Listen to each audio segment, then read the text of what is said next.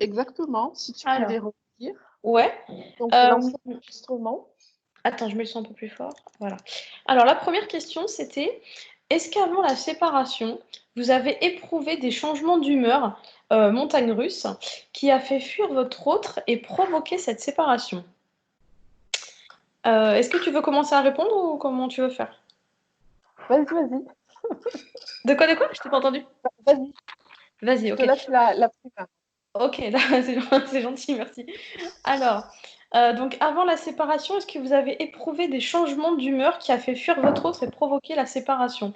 Alors, moi personnellement, je dirais que c'est pas les changements d'humeur qui ont provoqué la séparation, c'est que en fait, on était tous les deux dans notre ego en fait, et on voulait pas lâcher. Donc, comme personne voulait lâcher et comme chacun était persuadé d'avoir raison, en fait, on en est arrivé à une espèce de guerre ego contre ego. Et au bout d'un moment, en fait, ça a pété parce que ben moi, je supportais plus son ego et lui, je pense qu'il supportait pas le mien non plus. Et c'est pas vraiment notre changement d'humeur qui a initié la séparation, c'est surtout les égos de l'un dirigés contre l'ego de l'autre. Et ça a été très très explosif, on va dire. Et voilà, et c'est vrai que ça a été tellement fort que ben du coup, s'il n'y avait pas eu ce temps d'arrêt-là, je pense qu'on y serait encore en train de se faire la guerre. Donc quelque part, heureusement qu'il a mis un stop à un moment donné, en fait. Voilà. Pour ma part, je pense que c'était plutôt l'intensité des échanges, de l'intimité, de la proximité émotionnelle qui a, qui a provoqué la séparation. D'autant qu'au moment où ça s'est fait, à un moment donné, bah, j'étais à 10 000 kilomètres en fait, en vacances. Donc on ne s'est jamais trouvé aussi connecté, relié que quand j'étais loin, ce qui continue d'ailleurs, hein, quand il y a une distance kilométrique qui s'installe pour différentes raisons de voyage. Là, à chaque fois, je constate qu'il y a un rapprochement plus proche et plus intense, plus profonde. Et je pense que c'est ça qui a fait que bah, la première séparation s'est enclenchée. Parce que c'était tellement fort et évident qu'à un moment donné, ça a dû réveiller d'un côté la fuite et moi la volonté de prendre de façon très inconsciente, hein, m'accrocher encore plus. Parce que l'éloignement physique, en tout cas, démontrait qu'on pouvait envoyer des messages même à 10 000 kilomètres, 2 heures de décalage horaire, à 3 heures du matin, on était encore au téléphone, quoi. Donc voilà, je pense que voilà, c'est plutôt l'intensité, la profondeur au niveau énergétique, émotionnel.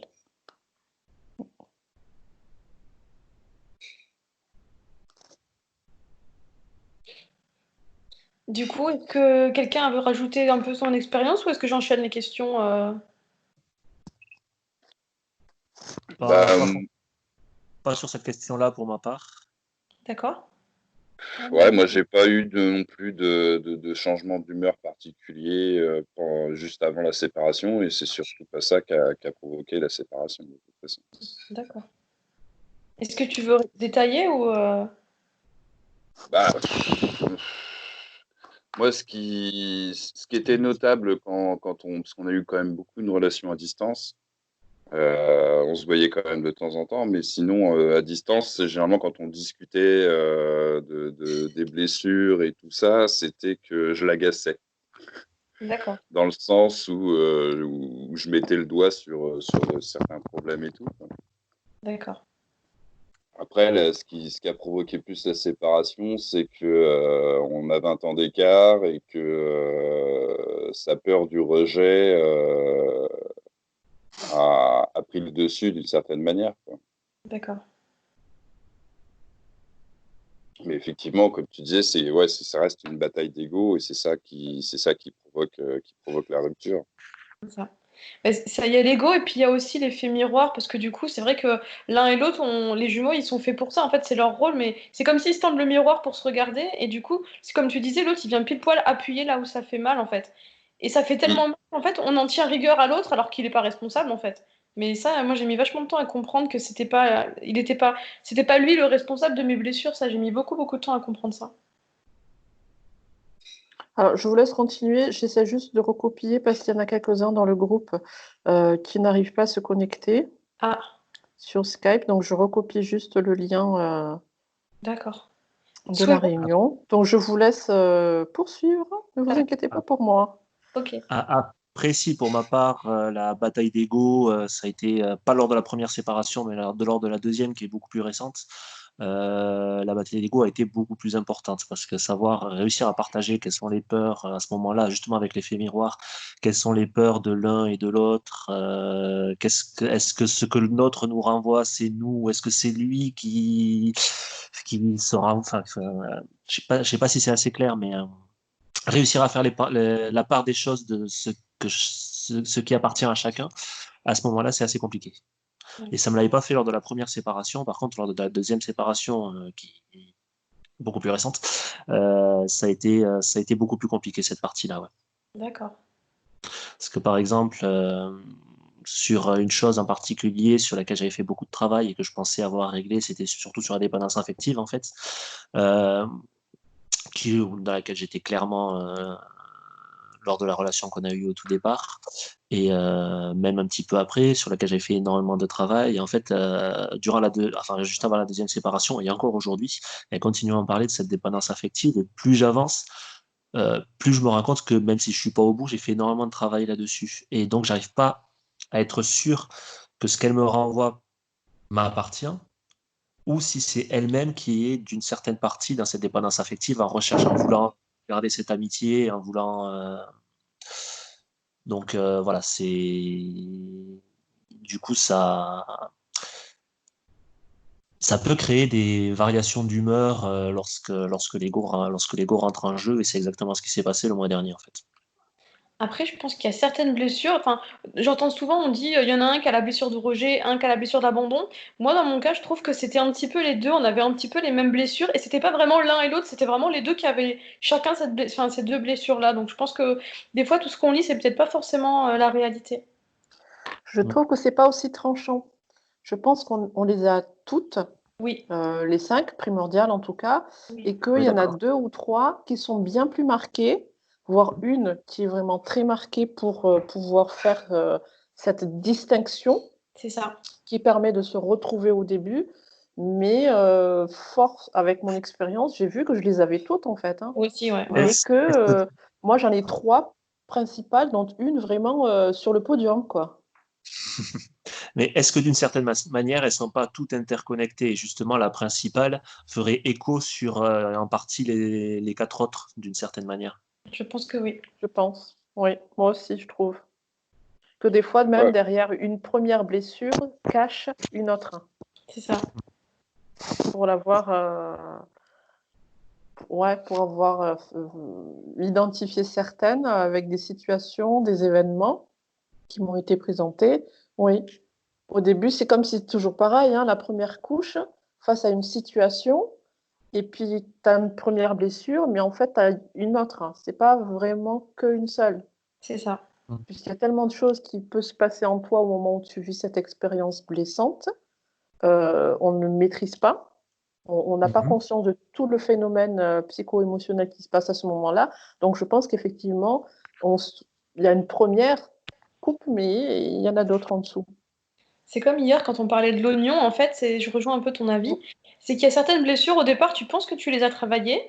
Et je sais que moi, un jour, je me baladais dans la rue et il y a un monsieur, il m'a fait une réflexion, mais super méchante sur mon physique. Et en fait, il m'a fait péter une blessure d'humiliation, mais devant tout le monde, mais la honte, tu vois, en public et tout. Et je me suis rendu compte que dans ma vie, en fait, il y a des gens comme ça, et ben, tu sais pas pourquoi, en fait, ils vont te faire en miroir, ils te montrent une blessure que tu pensais avoir gérée et qu'en fait, t'as pas géré. Donc, quelque part, après, je lui remercie parce que maintenant, je me dis, bon, bah, il m'a permis de faire ce travail-là. Mais c'est vrai que sur le coup, quand tu t'y attends pas, eh ben, c'est pas facile, en fait.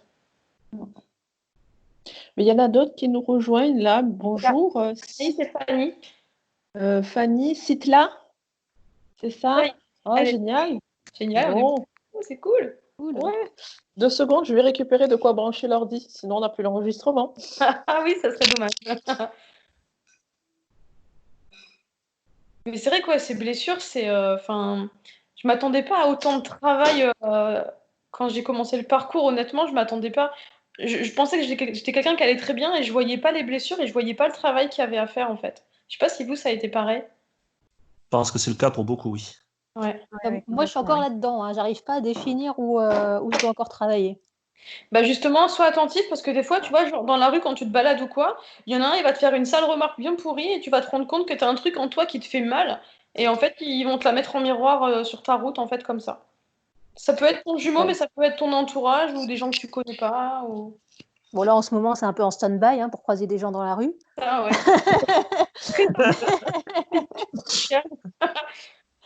Donc, voilà.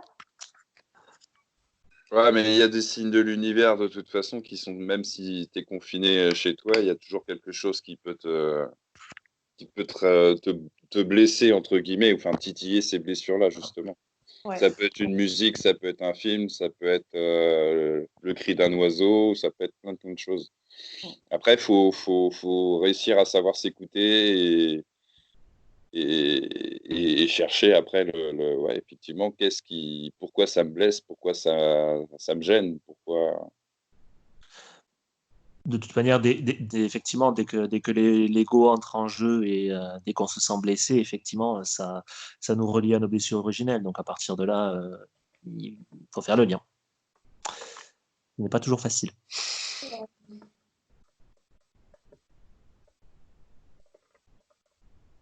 Est-ce que je passe à la question suivante ou est-ce que vous avez des choses à rajouter?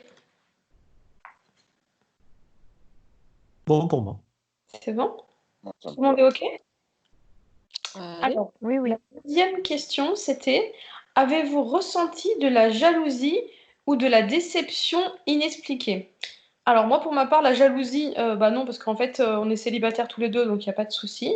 Par contre, de la déception, c'était plus dans le sens, bah, c'était la blessure, en fait, qui était à vif à ce moment-là. La blessure d'abandon, clairement, quand il est parti, ça s'est fait très, très brutalement. Ça a basculé en quelques heures, en fait, et j'ai pas compris, enfin, mon mental attendait une réponse et je l'ai pas eu. Donc pendant très, très longtemps, je suis restée bloquée sur le pourquoi du comment et j'ai mis longtemps avant de comprendre qu'en fait, il y avait rien à comprendre parce que c'était un lien qui était énergétique. Donc en fait, dans la matière, il y avait vraiment rien à chercher et rien à comprendre parce que ça avait pas de sens et le but, c'était pas de comprendre un sens qui n'existait pas. Le but, c'était vraiment de travailler sur ma blessure et pour ça, il était très très fort pour la mettre bien, bien en lumière. Donc voilà. Et puis bah, après, une fois qu'on a compris comment ça fonctionne, les autres, elles ont été plus faciles à passer dans le sens où je dirais que je me remettais en question au lieu de lui mettre ça sur le dos, en fait. Voilà. Alors ouais, moi, c'est venu, la jalousie. Ça m'a étonnée, mais par 2 fois et c'est pas simple, mais alors sur l'instant, c'est vraiment désagréable, hein, mais ça vient justement, travailler encore un petit peu plus la blessure dans mon dos, mais aussi l'estime de soi, la manière dont on s'accueille, dont on puisque derrière, il y a toujours l'idée de je me compare de façon très inconsciente, à quelqu'un d'autre. Heu pour autant, il y avait pas forcément lieu parce que des fois, c'est pas forcément des relations, affectives qu'il avait avec ces personnes-là, en couple, mais il y avait 2 personnes comme ça où effectivement la relation venait réveiller, chez moi une crise, de jalousie. Enfin une crise non, non, je faisais même pas de crise d'ailleurs, parce que je lui disais pas. Mais voilà, ça se réveillait chez moi et c'était assez étonnant. Mais bien évidemment, ça vient mettre en plein miroir, plein de choses qu'on n'a pas forcément, heu, que je n'ai pas forcément vues ou voulu regarder et c'est venu travailler, oui, la confiance en moi, l'estime de moi, complètement.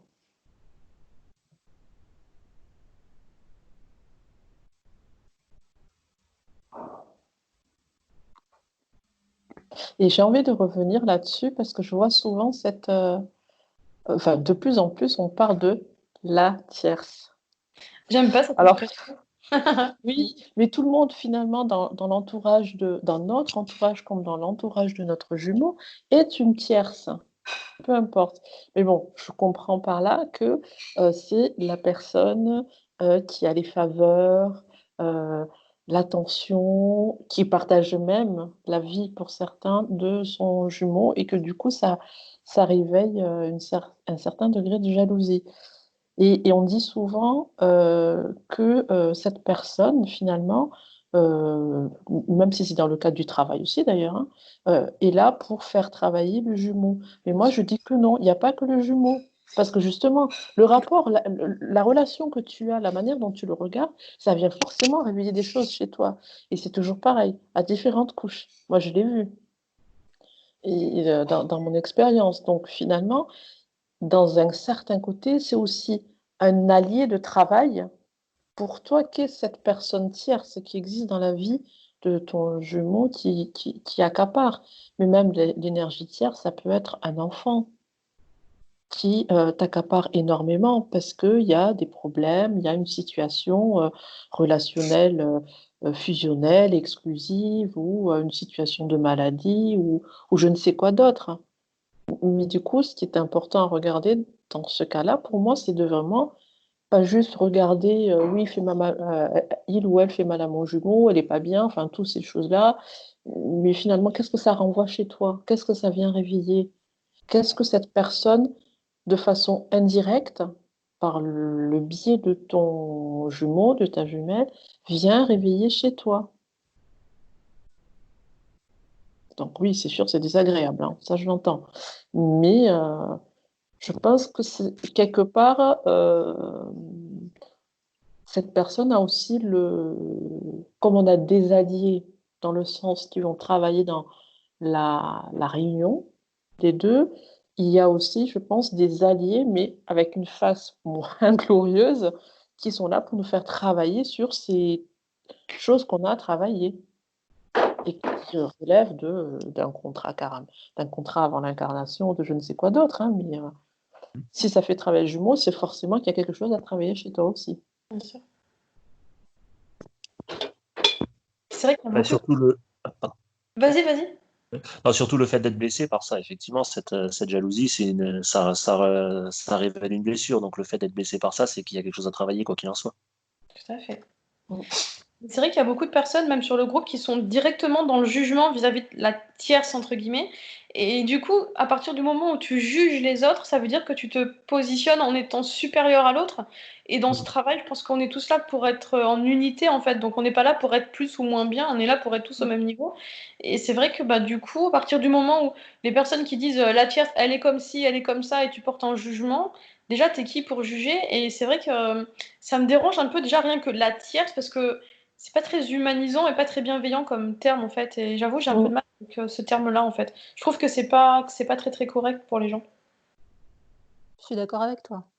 Dès que tu poses un jugement, de toute façon, c'est pas correct. Enfin, c'est comme ça que je le pense. Je suis d'accord. On est d'accord.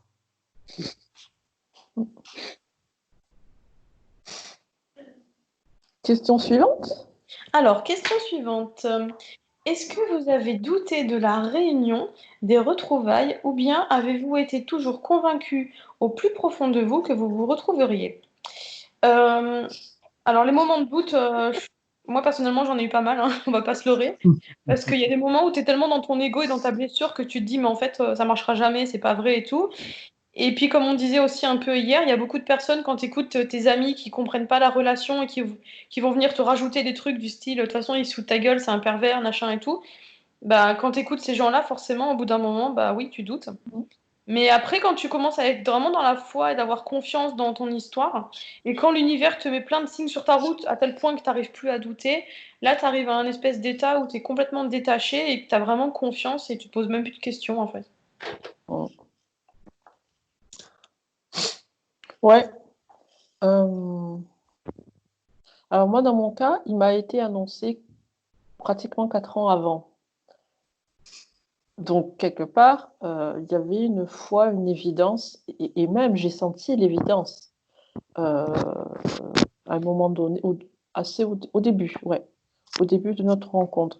Mais effectivement, c'est quand l'ego est complètement en marche, le mental est en train de ruminer dans tous les sens mais que j'allais beaucoup à l'extérieur pour avoir une compréhension, pour avoir un avis, que le doute pouvait s'installer. Ou quand il y a de très grosses blessures à travailler, que tu es un petit peu au fond du seau, hein, faut pas se leurrer. C'est à ces moments-là aussi que des fois le doute venait me reprendre.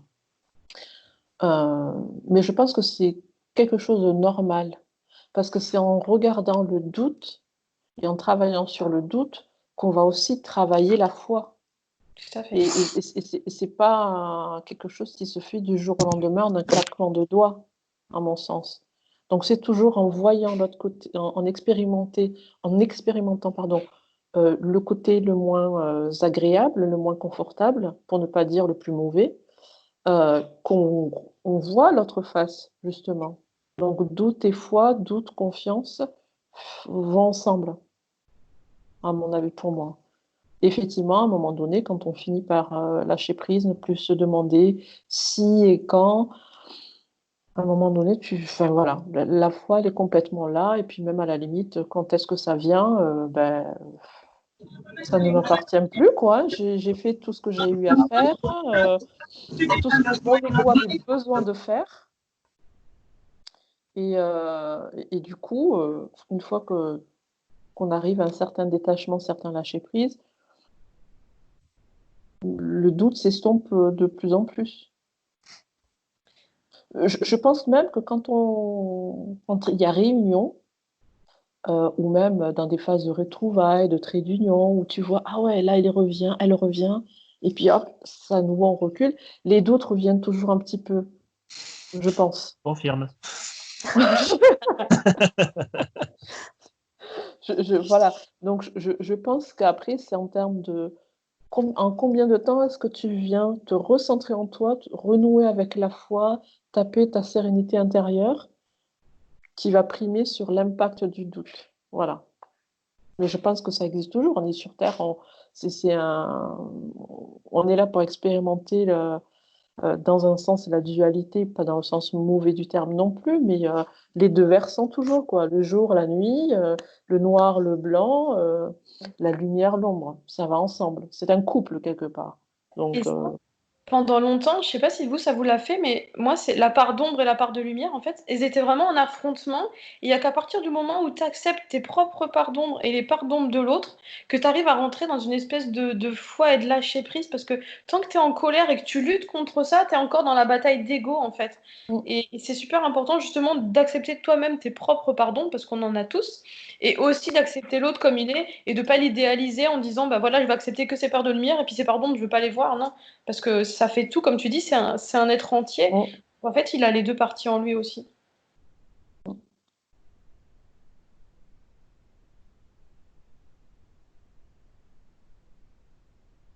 bonjour Odile, 1802. Alors, on va attendre que tu aies fini d'écrire pour voir si c'est en réponse à une question, en tout cas avec ce qui se passe en ce moment, avec ce qu'on est en train de dire, avant de poursuivre. Mais si d'autres ont des précisions supplémentaires, hein, n'hésitez pas.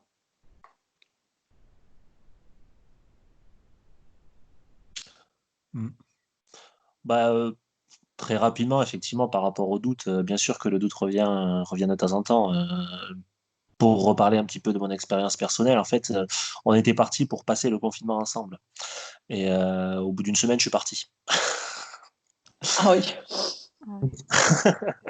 Et effectivement, là, parce qu'on a,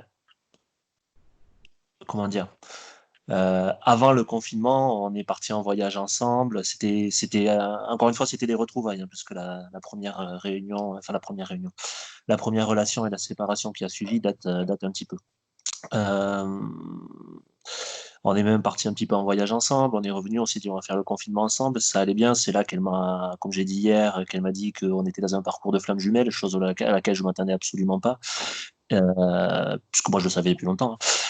Et, et en fait, je j'ai pas encore tout bien, comment dire, tout bien cerné, mais il y a une bataille d'ego qui s'est réenclenchée à partir de là. Et la semaine a été catastrophique en fait de ce point de vue-là. Et donc je suis parti pour me recentrer sur moi. Et à partir de là, j'ai douté de tout, quoi. Pendant un petit peu de temps, à la suite de cette première semaine, j'ai douté de tout. Là, maintenant, ça va. Mais comme on était en pleine bataille d'ego, l'ego est remonté à vitesse grand V. Et oui, c'est là où j'ai douté le plus, quand l'ego est remonté, quoi. Donc le doute, ça fait partie de l'ego. Et forcément, si l'ego était réellement apaisé, il n'y aurait plus vraiment de doute. Est-ce que c'est bien clair ce que j'ai dit? Oui, tout à fait. Complètement. Complètement.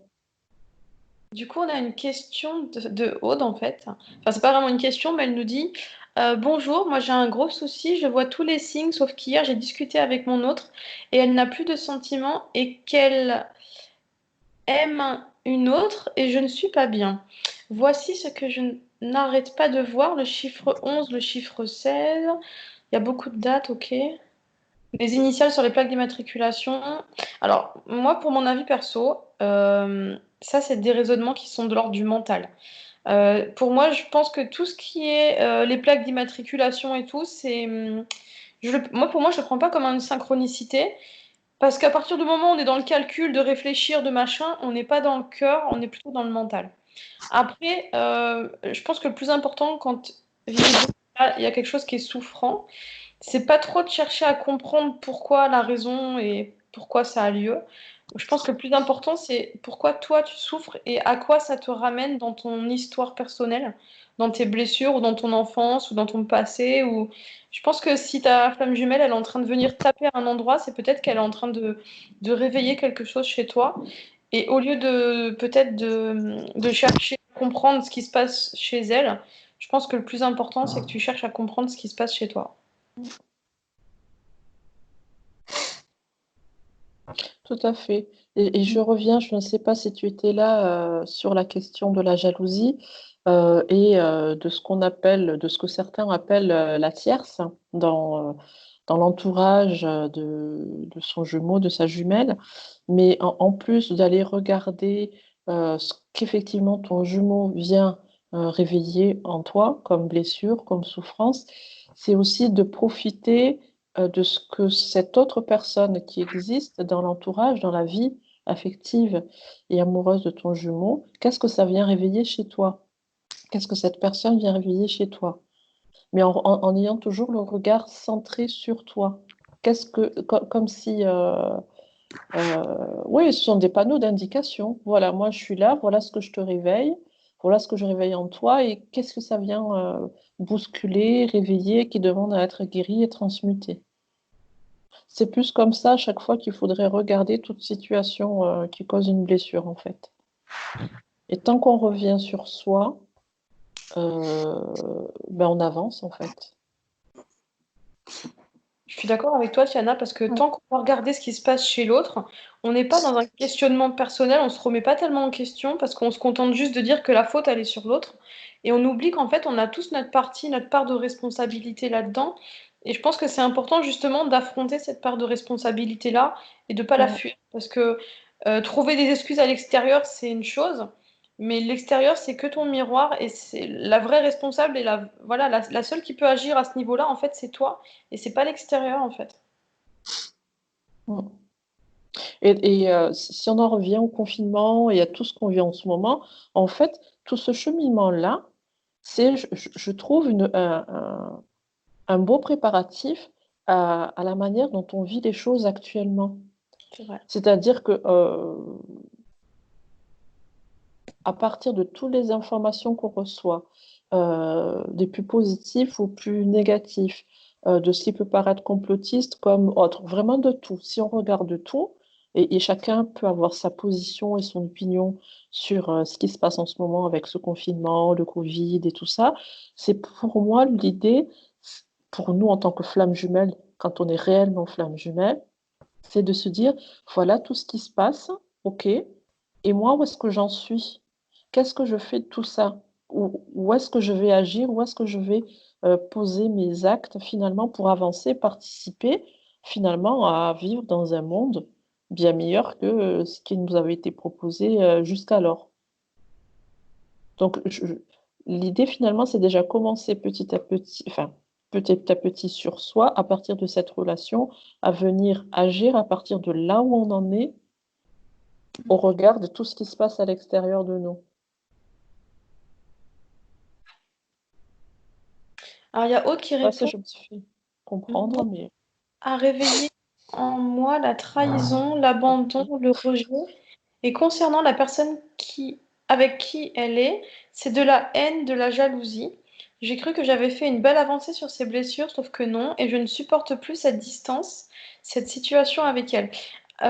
Déjà, quelque part, je pense que ce serait intéressant de te situer dans la façon dont tu considères la personne que tu aimes. Parce que l'amour, c'est pas posséder l'autre. Elle t'appartient pas ou il t'appartient pas. Donc en fait, il y a aussi une notion de respecter son libre arbitre, parce qu'en tant qu'humain, on a tous un libre arbitre et ta flamme jumelle aussi. Donc à partir du moment où cette personne fait le choix d'aller vers une autre personne, quelque part, j'ai envie de dire que c'est son droit et ça, il faut le respecter en fait. On peut pas posséder les gens, on peut pas, ils nous appartiennent pas, on n'a aucun droit sur eux en fait.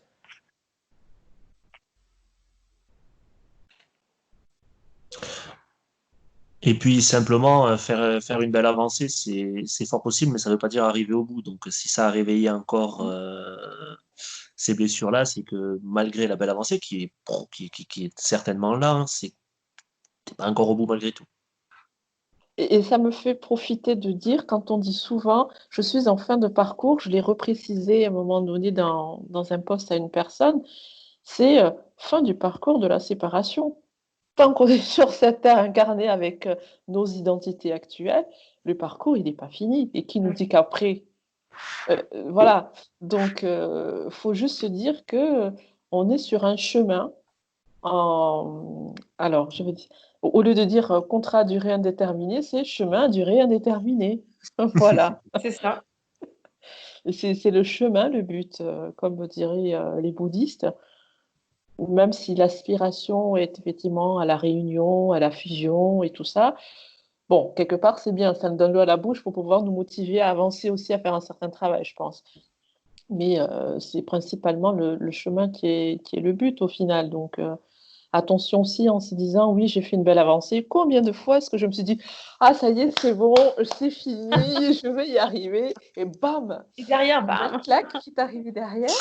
Donc maintenant, je ne me dis même plus, ça y est, je vais y arriver à la réunion, à la fusion. Il y a des choses qui se passent, et puis je reste dans l'instant présent, et je lâche prise, et les choses doivent se faire vraiment au coup par coup. Et cette relation nous apprend aussi à être dans l'instant présent. Voilà, c'est vraiment autant pour l'un celui qui fuit, je pense, qui est trop centré par certains côtés sur le passé, sur les blessures souffrantes du passé, et puis pour l'autre qui est trop centré sur le futur pour ne plus avoir à souffrir comme avant, donc je vais absolument tout contrôler pour que dans le futur ça ne m'arrive plus. Eh ben, en fait, l'un et l'autre, ben, qu'est-ce qu'ils ont fait? Hop, hop, hop, on revient à l'instant présent. Et on construit au fur et à mesure dans l'instant présent. Même si tu as une aspiration et que tu es toujours dans l'avancement, en fait. Donc, c'est vraiment à vivre l'instant présent en pleine conscience. Après, je pense que le côté passé, futur, c'est un petit peu, il y a un petit peu pour les deux, hein. C'est pas l'un qui pense au futur et l'autre qui pense au passé. Je pense que, il y a un petit peu des deux pour les deux, Oui, à mon sens. Mais après, oui, quoi qu'il en soit, je suis d'accord sur le fait que l'instant présent est primordial. Oui. Alors, il y a Aude qui répond, ce que je voudrais, c'est savoir si je suis vraiment dans ce parcours ou pas. Euh, Honnêtement, on n'a pas la réponse. Je pense pas que quelqu'un ici puisse avoir la réponse, parce que mm, la réponse, elle est en toi et elle n'est pas à l'extérieur de toi, déjà. Après, c'est quand même un chemin qui est à la base spirituel, même si ça passe par un lien sentimental, mais à la base, être flamme jumelle, c'est une relation qui est spirituelle avant tout.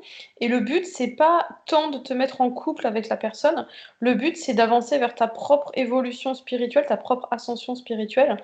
Donc, la relation, ça fait partie d'un moyen pour accéder à une élévation spirituelle, mais c'est à la base, voilà, il faut pas oublier que c'est un lien spirituel. Donc, si tu focalises uniquement sur le lien sentimental et que tu mets de côté tout ce qui est spirituel autour de toi, je pense que tu es pas sur la bonne route spécialement. Je rajouterais que la première réunion à viser, si je puis dire, c'est la réunion d'avec soi-même. Tout à fait. oui, Tout à tout fait. à fait. Et parce que nos âmes, quelque part, elles sont pas vraiment séparées. Elles sont séparées dans deux corps dans cette vie, mais en dehors de tout ça, elles sont tout le temps ensemble. Donc, Mm. moi, ça a été un des messages que j'avais reçus quand je suis déclaré flamme jumelle, c'était que la première réunion, c'est la réunion avec soi-même. Complètement. Et même quand on y arrive, je dirais que ces derniers jours, ces dernières semaines, et de plus en plus vraiment ces derniers jours, quand on arrive à un certain stade, on le sent vraiment qu'on n'est pas séparés. Tout à fait. Oui, physiquement. Donc c'est pour ça que je répondais aussi à notre personne, s'habituer à la présence absente de l'autre. C'est-à-dire que physiquement, l'autre n'est pas à côté de toi, n'est pas dans ton quotidien, mais tu sens sa présence autour de toi, en toi pleinement. Et à partir de là, tu lâches complètement les choses. Donc on n'est pas si séparés que ça. Ça demande vraiment un travail euh, de- énergétique, spirituel, enfin à tous les niveaux, pour pouvoir en arriver à ça. Mais, euh, mais oui, effectivement, au début, moi, je n'arrivais pas trop à comprendre, mais maintenant que j'y suis, et je mesure encore, même quand je vous le dis, c'est qu'effectivement, on n'est pas si séparés que ça. Le lien, il est toujours là. Nous sommes certes deux personnes distinctes physiquement, dans deux corps vraiment séparés et à des endroits physiques, mais le lien, il n'a jamais été aussi intense et permanent que depuis ces dernières semaines. À partir du moment où tu arrives à un certain stade de réunification de toi-même et de lâcher prise. Ouais, je pensais pas à tous les stades, parce que moi, j'y suis pas encore à ce stade, hein. Clairement. Donc, voilà. Si. Ton parcours, il est quand même plus récent, Oui. après ce que tu disais hier, donc peut-être que c'est normal que ça viendra peut-être par la suite. Et peut-être plus vite que nous, Mhm. on n'en sait rien. J'espère, parce que ça dure des années, bordel. Non, mais le j'espère, prends-le pour toi, par rapport à ton cheminement à toi Ouais, ouais. déjà. De se dire, Ouais. Non, c'est sûr. oui, voilà. Dis-toi que ce parcours-là, il s'échelonne aussi sur plusieurs vies. Ouais, non, mais je le sais, j'en suis très consciente. Après, je suis très blagueuse, hein, je lance toujours des vannes, hein. Mais au fond de moi, je le sais, il n'y a pas de souci là-dessus, hein. Et puis de toute façon, je sais que aussi, je suis finalement contente d'être dans ce lien-là, parce que c'est pour moi, personnellement, que je suis contente, en fait.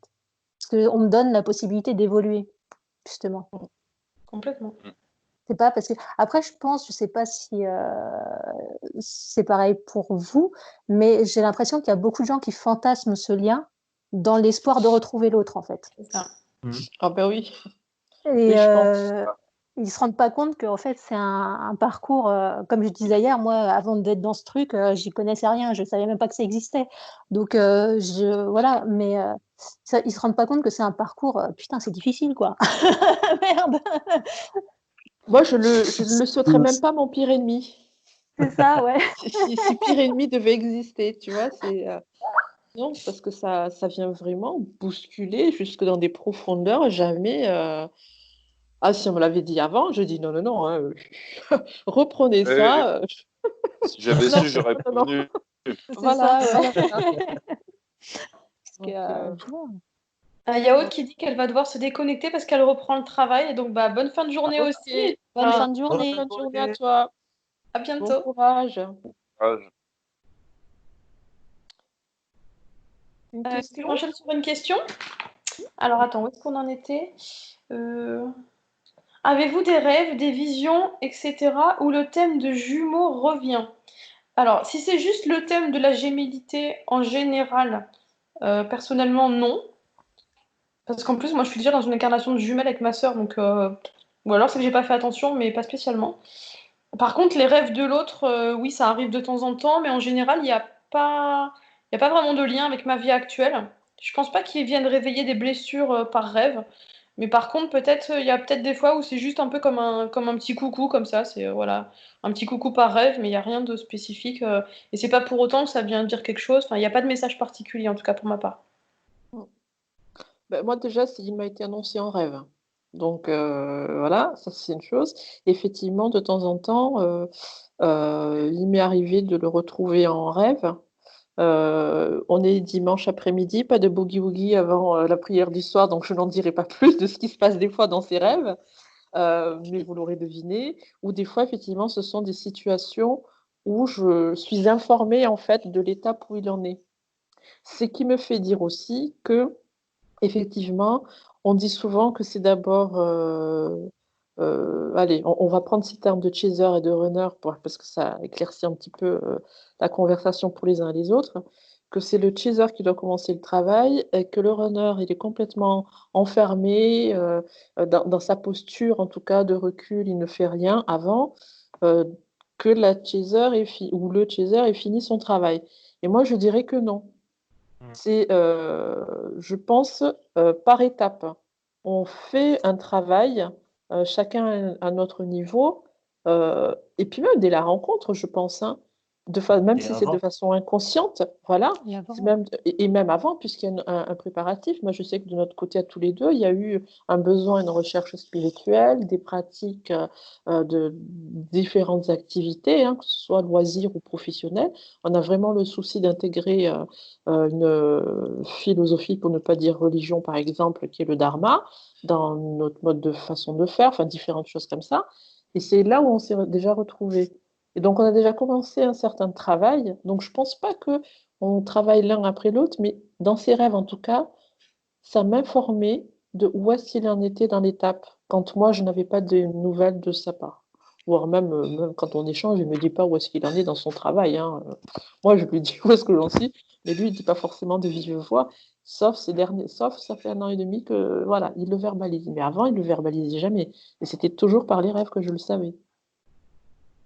Mais après, oui, pas plus sur quand, comment, de quelle manière les choses se feront. C'est plutôt vraiment des situations informatives. Où est-ce que j'en suis moi?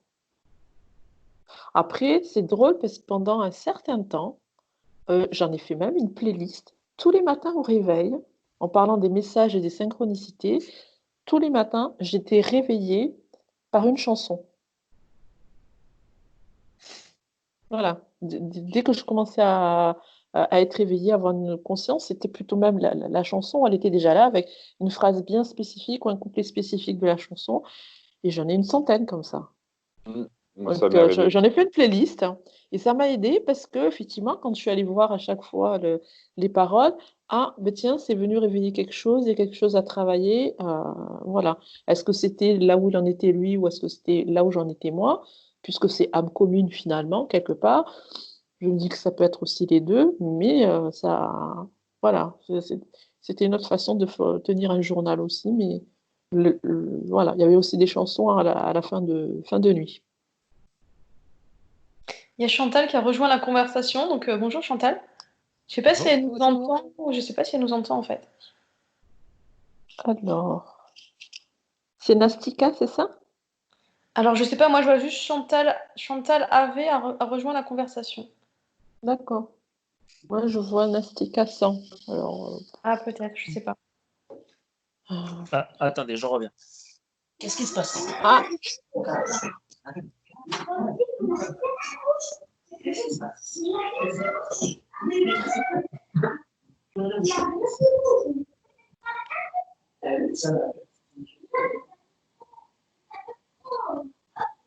alors, on poursuit par une autre question, si vraiment que vous ayez des choses à partager, les amis. Même bah, vous qui êtes que sur le chat, hein, ouais. n'hésitez pas à interagir par rapport à ce qu'on dit et on vous reprend par rapport à ça. Ouais, moi, juste, je voulais dire, en rêve, j'ai absolument rien puisque je rêve pas, vu que pour dormir, je suis sous traitement. Mais c'est plus des fois, comme je disais hier, j'ai des visions ou des ressentis. D'un coup, une boule dans le plexus, alors que je pense pas à lui, et puis d'un coup, il me saute à l'esprit, ou il se passe quelque chose, ou des choses comme ça, quoi. Ou alors une voiture qui manque de m'écraser, il y a son prénom dessus marqué en gros. Euh, c'est le genre de truc comme ça, quoi. D'accord. Mais en rêve, j'ai rien. Voilà. Après, je pense que les ressentis, ça dépend aussi de nos.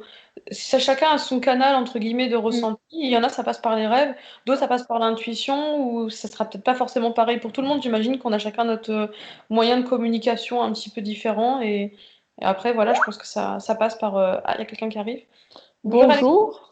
Je pense que ça passe par n'importe quel canal, en fait. Peut-être il y a des gens qui vont être plus réceptifs sur tout ce qui est le côté intuitif, d'autres qui vont être plus dans le côté matériel. Après, j'ai envie de dire que je pense pas que ça soit important. Le tout, c'est que le Non, message.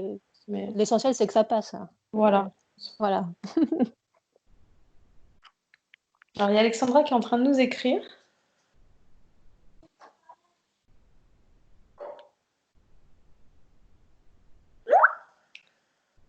Alors, mon autre est distant en ce moment et je me sens rejetée. Alors, c'est ce qu'on disait avant que tu arrives, en Oh. fait. Dans ces moments-là, peut-être, il faut essayer peut-être de ne pas porter la faute sur l'autre, mais plutôt de regarder justement pourquoi toi, tu te sens rejeté. Est-ce que dans ta vie, tu as vécu des situations où tu as déjà été rejeté? Qu'est-ce que ça t'a réveillé? Qu'est-ce que ça te réveille quand ton jumeau ou ta jumelle vient refaire la même chose? Et justement, de procéder plutôt à une auto-analyse plutôt que d'aller dire il se passe ça chez lui. On dirait qu'il m'évite, répond pas de suite aux SMS. Pourquoi ne pas répondre tout court? Ah bah oui. C'est ça. Et c'est oui. Mais comme on disait tout à l'heure, en fait, ta flamme jumelle, elle est là pour réveiller chez toi certaines blessures. Donc, c'est un peu un passage obligé, en fait.